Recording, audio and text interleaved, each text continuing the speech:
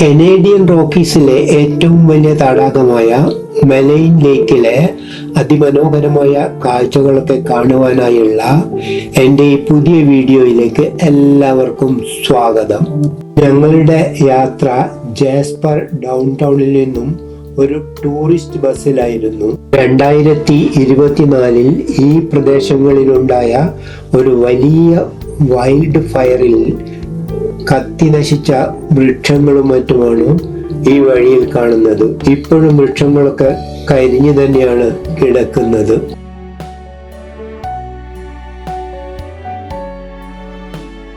വഴിയോര കാഴ്ചകളൊക്കെ കണ്ട് ഞങ്ങള് മലൈൻ ലേക്കിലെത്തി. രാവിലെ 11 മണി മുതൽ 7 മണി വരെയാണ് ഇത് സന്ദർശകർക്കായി തുറന്നിട്ടിരിക്കുന്നത്.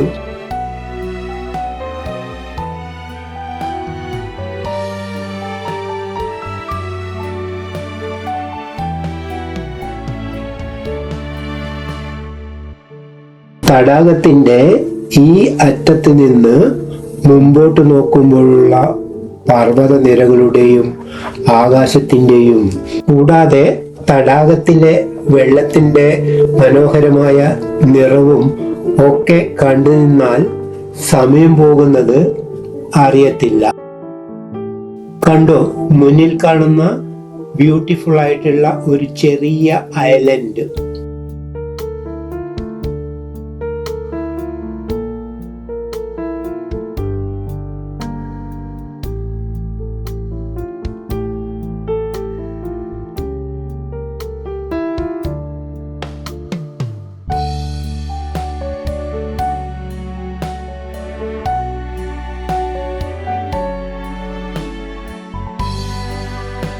തടാകത്തിന്റെ കരയിലൂടെ കുറച്ച് മുന്നോട്ട് പോയാലാണ് ഈ കാണുന്ന ബോട്ട് യാത്രക്കുള്ള ഡോക്ക് സ്ഥിതി ചെയ്യുന്നത്.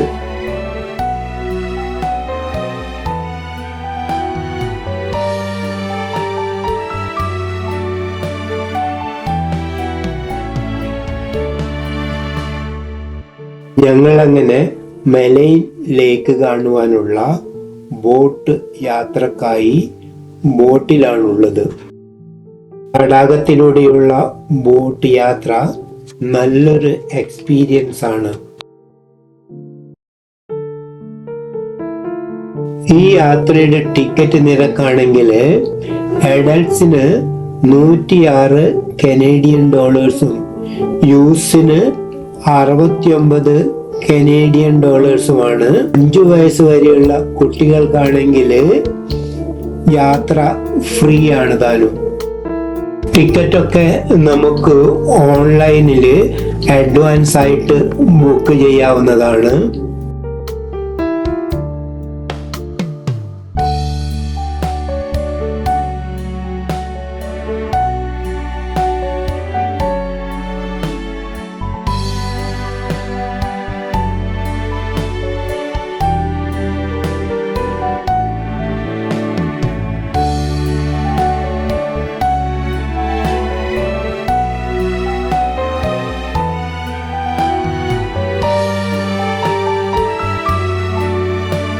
ഈ തടാകത്തിലെ വെള്ളത്തിന്റെ നിറം ഇവിടങ്ങളിലൊക്കെ ഡീപ്പ് ബ്ലൂ ആണ്. പ്രത്യേകിച്ച് ഡോക്കിന്റെ അടുത്തൊക്കെ. മുന്നിലോട്ട് പോകുമ്പോൾ മറ്റേ അറ്റത്തൊക്കെ മഞ്ഞുരുകുന്ന സ്ഥലത്ത് വെള്ളത്തിന്റെ കളറ് എമറാൾഡ് ആണ്.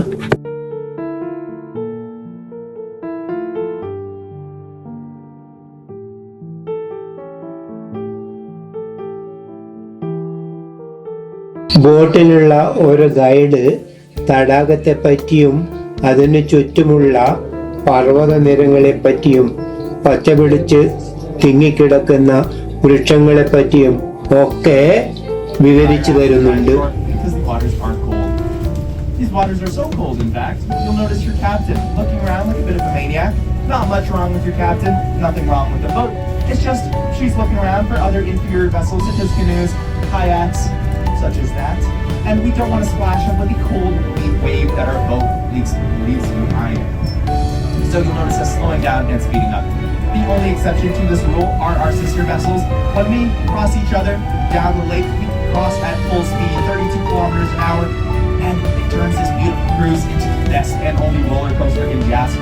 does get pretty bumpy. I'll give you a heads up. I highly recommend when I give you this warning, something like we're about to have a weight crossing. When I give you this warning, you hold on to anything you want to keep tightly. This includes phones, cameras, spouses, whatever, up to you. But I will give you that warning. Excuse me. The only place you won't hear this warning is the back deck. When you're on the back deck, just make sure, there are a couple rules, that there's only 6 people out there at a time. Any more than that and your lovely captain becomes a terrible, awful pilot. There are more than 6 of you on board, so do your best to share with your fellow passengers. And when you are on that back deck, like I mentioned, you won't hear any warnings, so make sure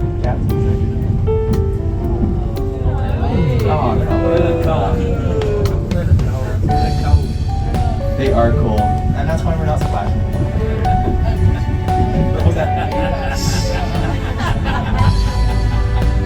Awesome. I'll let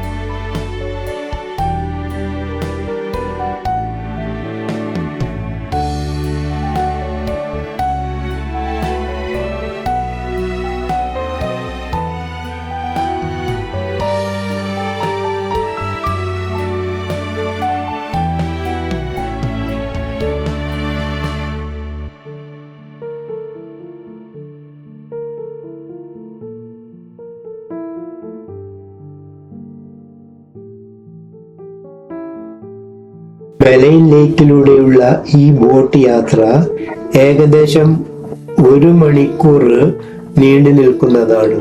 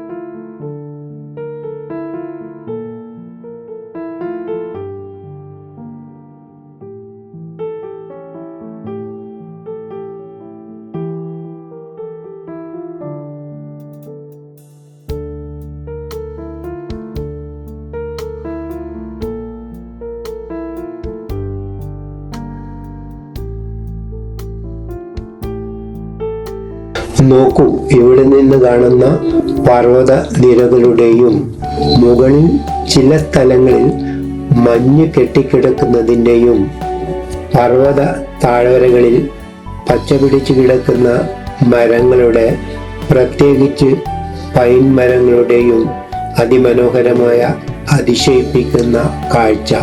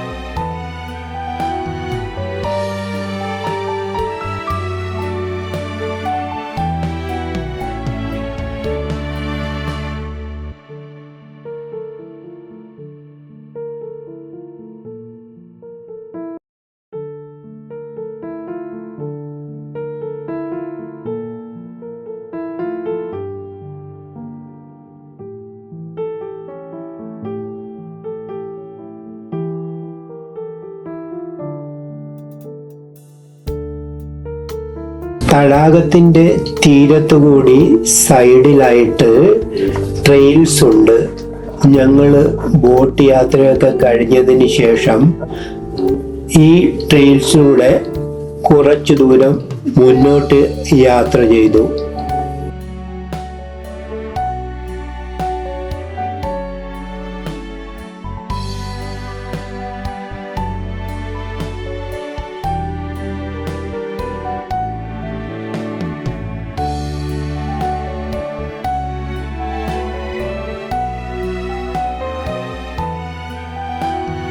friends, എൻ്റെ video ഇഷ്ടമായെങ്കിൽ like ചെയ്യാനും comment ചെയ്യാനും, അതുപോലെ പുതുതായിട്ട് ആരെങ്കിലും എൻ്റെ video കാണുന്നുണ്ടെങ്കിൽ എൻ്റെ ചാനൽ സബ്സ്ക്രൈബ് ചെയ്തിട്ട് എന്നെ സപ്പോർട്ട് ചെയ്യാനും മറക്കരുത്. എൻ്റെ ഈ ചാനലിൽ ധാരാളം ട്രാവൽ വീഡിയോസ് ഉണ്ട്. ഇൻട്രസ്റ്റ് ഉള്ളവർ കണ്ടിട്ട് സപ്പോർട്ട് ചെയ്യണേ.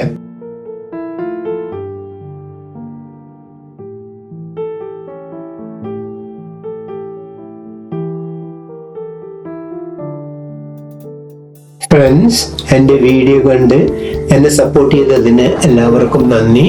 മറ്റൊരു പുതിയ വീഡിയോയുമായിട്ട് നമുക്ക് വീണ്ടും കാണാം. Bye bye, see you soon.